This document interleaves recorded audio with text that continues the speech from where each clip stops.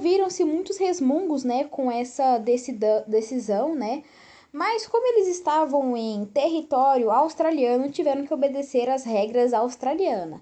Então, o ministro britânico cutucou o seu equivalente francês e disse: "É tudo culpa sua, Luke."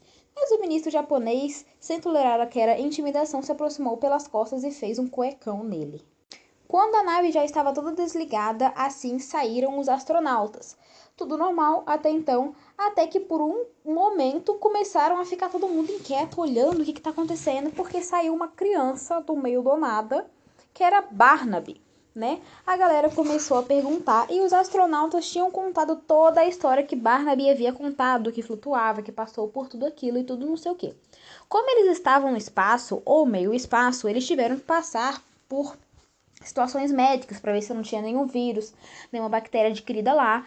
Cada um foi para um canto. Barnaby então foi levado para um laboratório de cientistas e colocado numa gaiola em quarentena. Gaiola, sim, uma sala, né, fechada em quarentena. Como eles estavam com medo do menino ser um tipo de alienígena, o ministro australiano foi lá conversar com ele, pedindo para não ferir. "Você vai me ferir?" Daí o Barnaby falou assim: "É claro que eu não vou ferir." Daí o próprio ministro falou: "Ah, se você me ferir, tem um monte de guarda aqui." Barnaby falou assim: "Não, meu filho, não vou ferir você, eu também sou australiano." Daí ele contou, né, que morava aqui, que tinha família, que flutuava, e aí ele foi levado para um hospital, né, para continuar fazendo os exames tudo certinho até poder voltar para casa.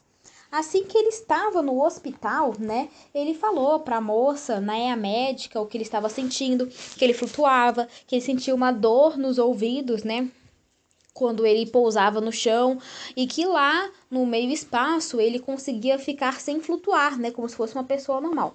Pediu também para que avisassem os pais dele. Logo depois veio os dois pais, né, perguntando sobre o Barnaby.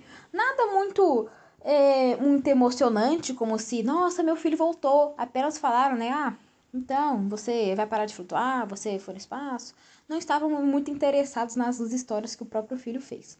Logo em seguida vieram os irmãos felizes, deram um abraço nele, tudo bonitinho. E na segunda vinda dos irmãos, que veio só os irmãos, né? Eles trouxeram o Capitão W.E. John escondido na mochila, o que foi muito bom.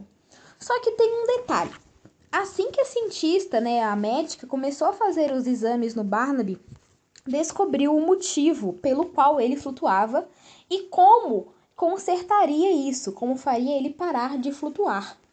E mesmo depois de muito tempo sem ver Barnaby, os pais ainda ficaram incomodados com ele, entre aspas, querer chamar a atenção, já que ele tinha ido para o espaço, flutuado, e falando que esse jeito dele de chamar a atenção teria que ser resolvido de uma forma ou de outra, né? Como os pais eram pessoas horríveis. Barnaby, ao saber que os pais tinham descoberto que ele estava, entre aspas, famoso, né? Ficou triste, pois gente famosa não era o normal, e se ele chegasse aqui, embelicou com uma multidão de jornalistas o encarando, né? Ele imaginaria que a mãe iria o abandonar novamente. Quando os irmãos foram falar com Barnaby, confrontaram do porquê que ele tinha feito aquilo, soltado a mochila e flutuado sozinho, ele ficou com muita raiva, porque foi como se a mãe dele tivesse encobrindo um crime, o que foi verdade, né? Que ela abandonou o próprio filho para morrer no espaço, ou para, sei lá, para ter uma vida normal sem o menino que flutuava.